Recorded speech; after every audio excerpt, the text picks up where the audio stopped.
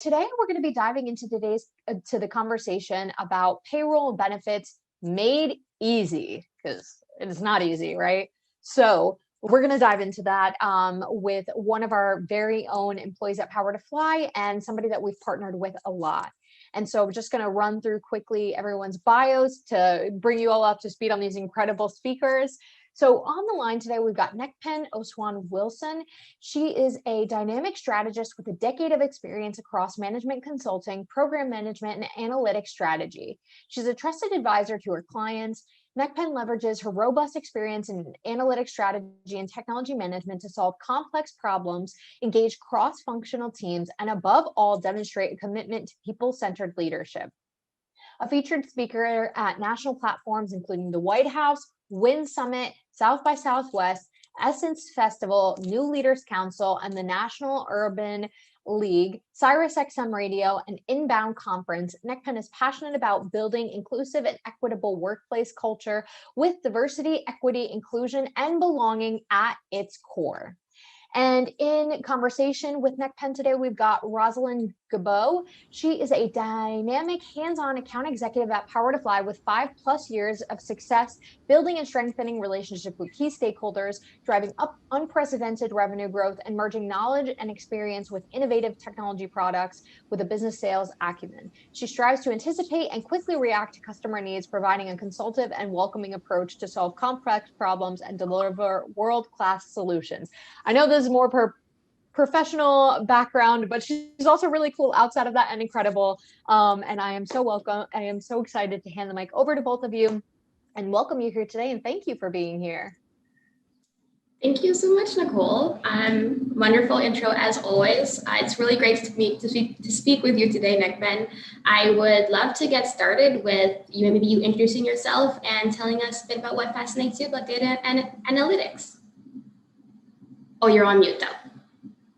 And after a year of Zooming, I'm still on mute. Hi, everyone. It's so good to be here this afternoon. I'm Nekpen Osuan Wilson. I serve as our head of CX strategy at Gusto, where we're super passionate about leveraging analytics to build a more financially inclusive workplace for both employers and employees. My background started over a decade ago, where I actually started in a classroom as a Teach for America teacher. I taught math for 2 years to underprivileged students in Boston and really learned the importance of tracking student performance and getting multiple stakeholders to share information, whether qualitative or quantitative, in order to better drive decisions. And I think in that school environment, I quickly learned my passion for data was not just specific to education. I spent the rest of my career, I tell people, chasing interesting questions. I love this idea of improving processes and business operations with data.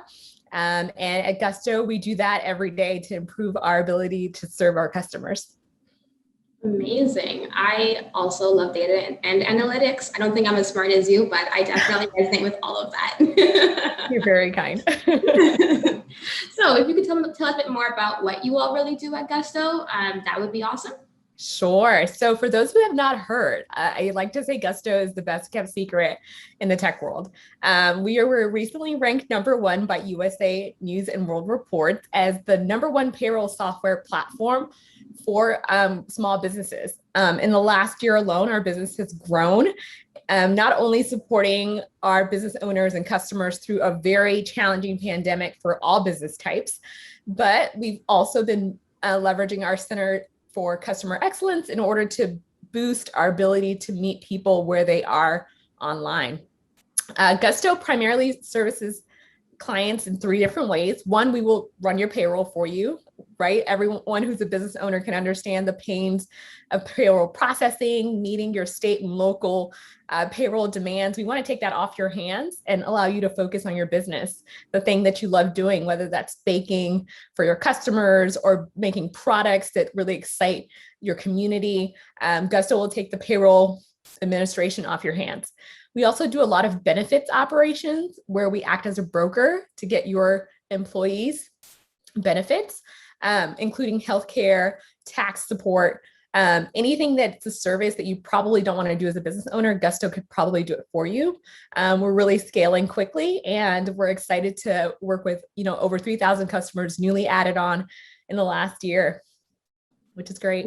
Congratulations. That is amazing. You all are doing amazing things. And what are you all doing in particular to support businesses during this unprecedented time?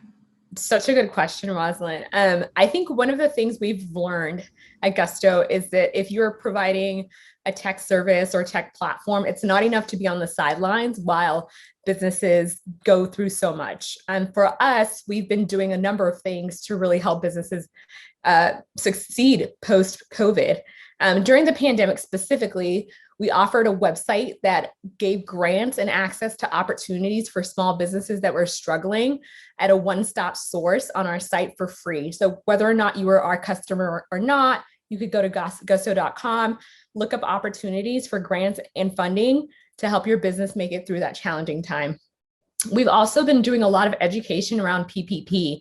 As you know, a lot of business owners, particularly those of color, felt like it was not very transparent in the first few rounds, that selection processes were very confusing. And so at Gusto, we did a number of webinars and trainings to both educate customers, business owners on how best to apply for a grant and what qualifications in the financial services space were needed in order to really get the funding you need.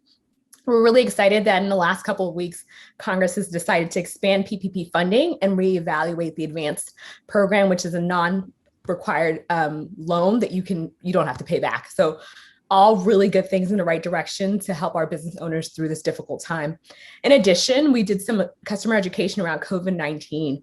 How can businesses position themselves around some of the requirements at different state levels, how to keep their customers safe, how to create an environment where you would be both comfortable and safe providing services to customers and also keeping your staff healthy. So these are all things that we stepped up to the challenge in the last year. And for 2021, we're excited to continue that relationship with all these amazing business owners who've really inspired us in the work that we do.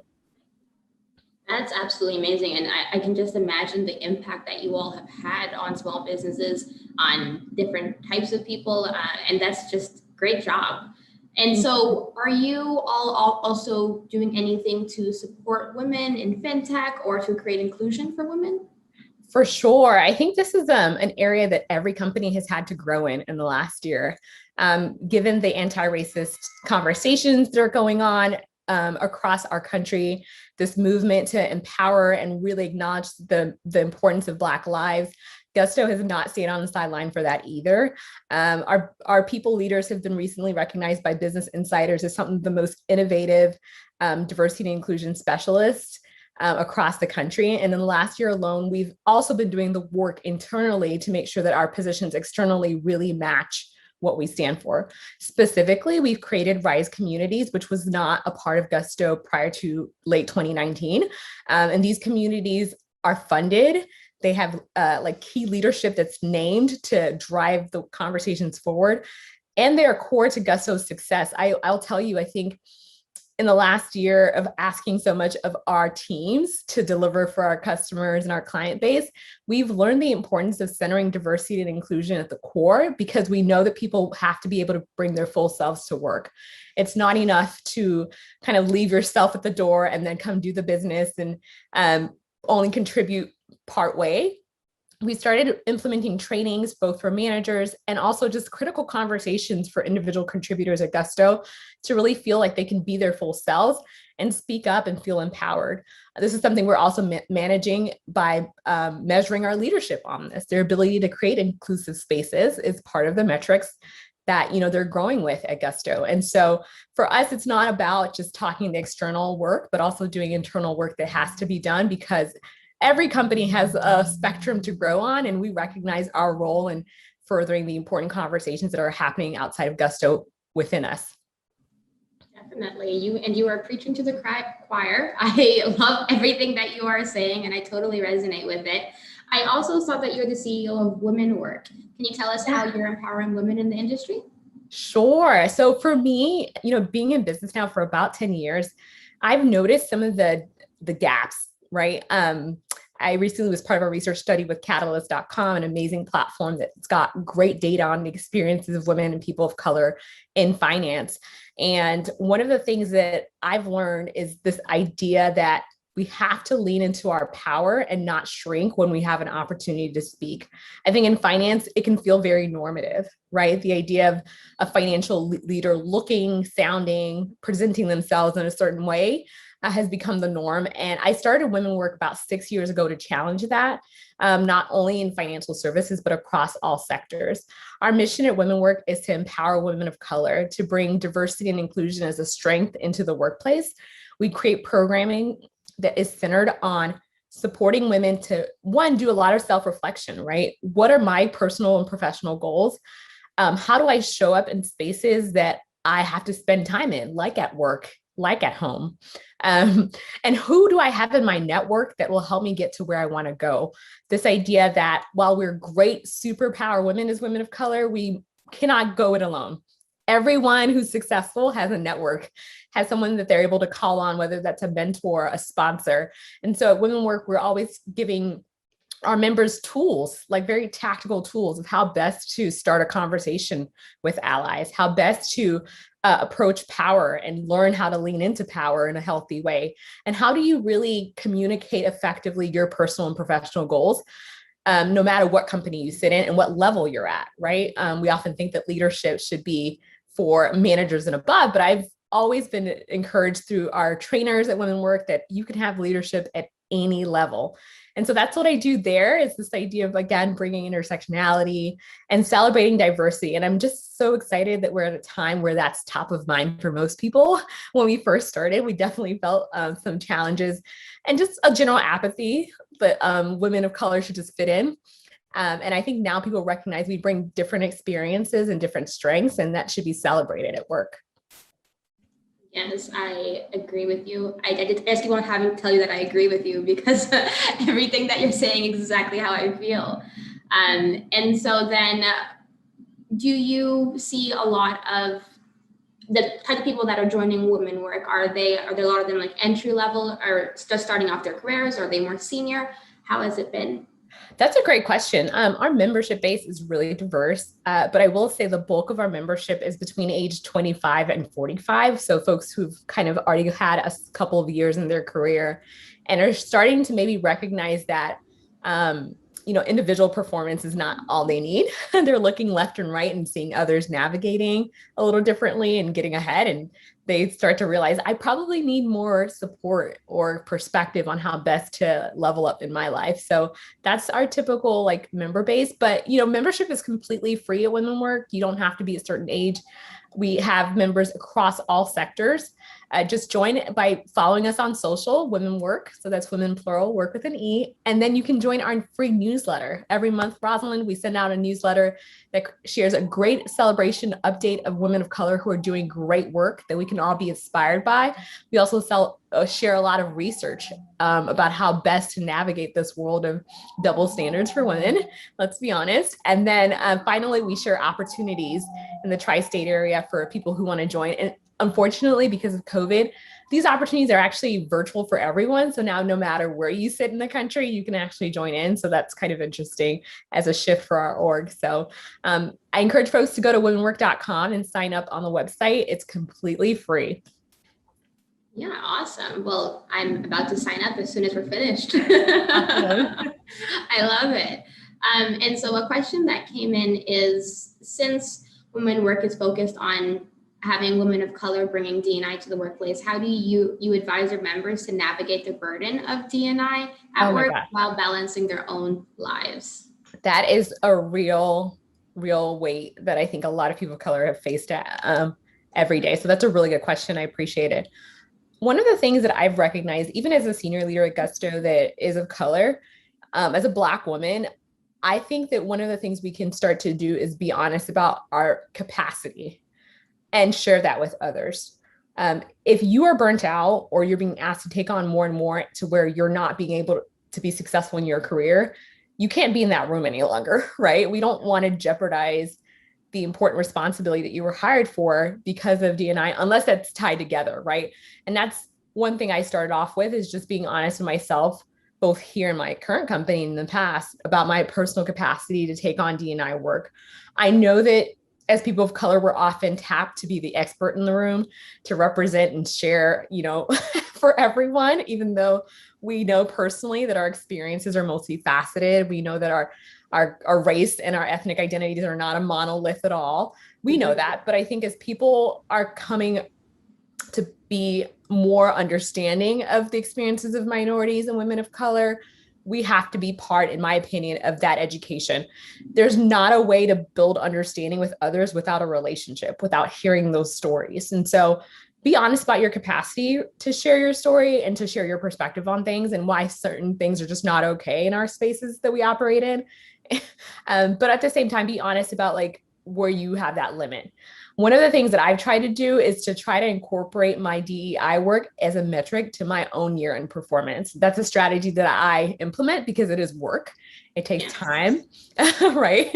While we're trying to help others come along in their learning and sort of build culture that's healthy, make sure that you get some kudos and recognition for that, whether that's a direct conversation with your manager, tapping someone on the people or talent team to say, hey, I'm doing this. I want you to know about it. I want to be part of it in a way that's structurally going to support my career as well. There's nothing wrong with that because, we're all trying to help improve our workplaces and that should be recognized. Definitely. I really agree with that. I think that a lot of the times when women of color do this extra work, it's not considered extra work. It is just something that you're volunteering to do, even though it is super important. There's oftentimes no compensation attached to it and there's no recognition attached to it. So how would you navigate that conversation or have explain to someone how they would navigate the conversation with their manager or with one of their leaders? That's a great question. I think so these requests in my space, and I'd love to hear your experience too, Rosalind, as another fellow amazing woman of color. As a Black woman, I often get asked to do like a one-on-one to sort of support a senior leader and help them enhance their perspective. And I think a one-on-one that's relationship building is totally fine. In my opinion, that doesn't feel necessarily like work because I want to share who I am. And I also take that opportunity to learn more about the person across the Zoom for me, right? Like just so we can get to know each other deeper and share our personal experiences. I think when it comes to macro conversational spaces, like for an entire team or for an entire group or department or vertical of your company, then I think it needs to be a conversation of the continuation of that work. And I think for me, I'm in a space where our managers kind of already get it. And I recognize because of our evaluation system and our importance of inclusion at Gusto that like at the end of the year, anything I do that's going to help our culture will be seen as a positive benefit to my bonus, honestly. But if you don't have that in your workplace today, I think it's worth a conversation to just one, educate your leadership on how much time you're being asked to do this work. Just a literal, I would like to share with you that I've been asked 5 times to do this thing and here's how much time that took away from my work. And it's not an excuse for anything else, but I would love to hear from you if this is a priority, if I should continue, right? And if that question doesn't come with a response of, yes, it's a priority, here's how it's a priority, here's how we're going to acknowledge that, then you need to, I think, revisit this idea of where these asks are coming from and whether or not they're a priority for your space. I try to be strategic. We all have 24 hours in our day. Like I cannot do everything everyone asks me to do. And I certainly don't want to let anybody down. So I always try to clarify with leadership, like where does this stand in my list of priorities of things to do? Help me navigate. And I think that conversation as a question is always really healthy. It'll give an open-ended response and it'll give people the ability to like inform you where your next move should be. What do you think, Rosalind? I don't know how you navigate it. I'm gonna ask you. I definitely agree with you. I have done something similar in the past where what I did was outline the things that I have done, as well as my ideas for what I could do in the future in order to support the company surrounding all of this, and presented that to my manager. And we came to the conclusion that yes, this work is definitely valuable. And we worked out what that compensation would look like as a part of doing that work. Yeah. And I think that sometimes we can kind of think that we have to do it for free, or we have to do it without any kinds of recognition just because of the fact that it's so important and like it needs to be done and we can see the need even though other people can't. But when we make it into a conversation, when we propose it with a proper business case, I think that we're able to really get a lot of buy-in from our leaders and that support to continue doing that work. Totally agree. Completely. Totally. Yeah. I have another question, and it's kind of around the question that just came in. And it's when thinking about benefits, what are benefits we should be asking our employers for? And with that, I'm also thinking, how would they negotiate that as well? Oh, that's such a good question. I think this one's a little hard because I would have to know like what sector, what level. I am a career coach on the side, so that person probably saw that in my bio. It was like, what should I be negotiating for? But it's a good one to ask. I think one, don't take the first offer. That's all I'll say is my primary point of advice for negotiating. Just don't take the first offer. There's always room. But I would honestly have to say it depends. A good question to ask to know what's available though is to ask your HR, point of contact or your recruiter, what have you. What are other people at my level getting? Or what does this company offer as a benefits package apart from salary? Asking that directly will give you the menu of options that you need. I think too often we kind of go into negotiations feeling like we have to have all the answers when it should be a conversation. It really should. A conversation where you're seeking equity, you're seeking what's fair and balanced for the work you're about to do. And then you're informing the conversation with where HR has all of the knowledge on their side, right? They know what other people are earning. They know what other people are pushing on for benefits. Ask that directly. And I'm sure you'll get some shocking answers depending on where you sit in the organization. Definitely. And so then I think that within that question, it's also looking at things besides compensation as well, right? Yeah. Depending on the company you work for, that's true. Sometimes it's more time off. Sometimes it's flexibility around your workday as a benefit that you've negotiated for yourself. I'm a remote employee in a company that has like traditional offices. So I think depending on what works best for you, it's good to come up with other non-monetary things as well, for sure. Yeah, definitely. And I think that a way to prepare for that conversation is to really write down the things that you value. So beyond just your hour, it could be like your hours that you prefer, a longer lunch break or something, flexibility to have some time off on whatever day it is, working out the benefits package that you're going to have, your vacation days, all of those things, write that out before you even start the negotiation process. So this way you'll be able to understand the things that you need, the things that you want, and what you're going to settle with them for and compromise on. Completely. Yeah. Another question that came in is how do you use your network to grow? Oh, that's such a good question. I love that question. That's a good question. How do I use my network to grow? One thing that I'm constantly doing with my network, one is just checking in with people. I love conversations where you're just catching up because you learn so much about what people are up to. You learn what goals you might not even be thinking about that others are pursuing. And so that's really inspiring to hear from other people. For me to grow, I think the first step is always self-reflection to know where I'm at and what my aspirational goals are. So every year I host a vision board party with ladies in my network, which I've gotten popular for, I guess. I love self-reflection. And so I take an opportunity at the start of the year to really set a vision for myself. I don't call them resolutions so much. I call them like my guiding principles, my aspirations for the year. Yes. Yeah. And it kind of takes the pressure off, right? Like you don't have to be so stern with yourself in the middle of a global pandemic, especially. So I kind of set a vision for my year. What areas do I want to grow in? Typically my visioning and goal setting kind of helps me tie to my network, if I'm honest, actually. I always say to myself, if I want to grow my finances, if I want to grow in my ability to communicate effectively or better, if I want to connect with amazing women like Rosalind on Power to Fly, like where am I heading towards for this year? And then I ask the second question of who's going to help me get there?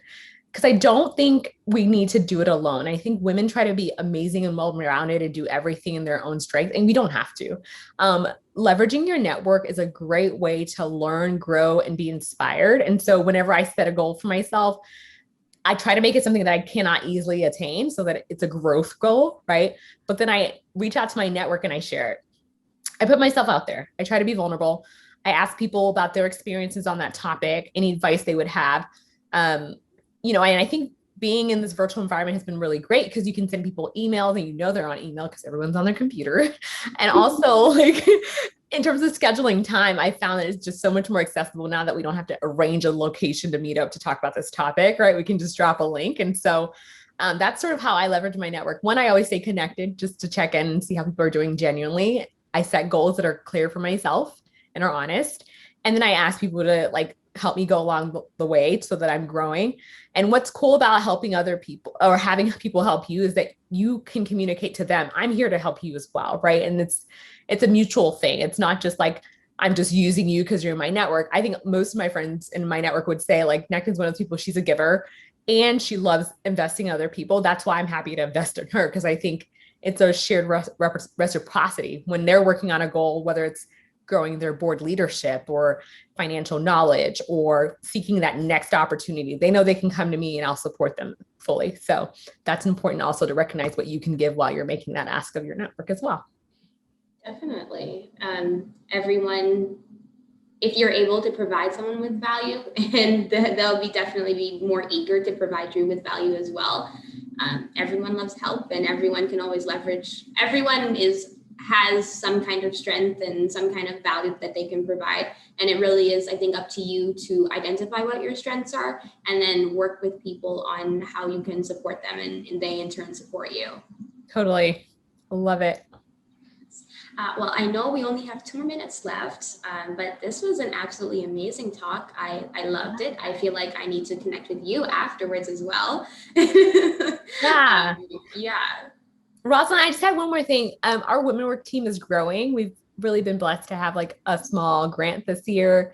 We're working on other grants, but if you are a woman of color that wants to grow with a growing nonprofit centered on women to build programming and content and training, and to elevate the voices of amazing women of color, please reach out. Email me at womenwerk@gmail.com. That's women plural, work with an E @gmail.com. We're accepting resumes for different parts of our business, including event operations, which is digital right now, social media strategy, and community grant outreach. So if you're interested in any of those areas, please let me know. I'd love to connect. And I'm really grateful to Rob and the entire team at Power to Fly, especially you, Rosalind, for moderating this conversation. Please, everyone, Gusto is amazing. If you are looking for a new role, we are opening up so much headcount by the end of May. Check out our jobs board, connect with me. I'm happy to give you like more of the amazing tea that I already shared here about what it's like to work there. You will love it. It's a very inclusive space. Thank you all. Amazing. Thank you so much, Nekpen.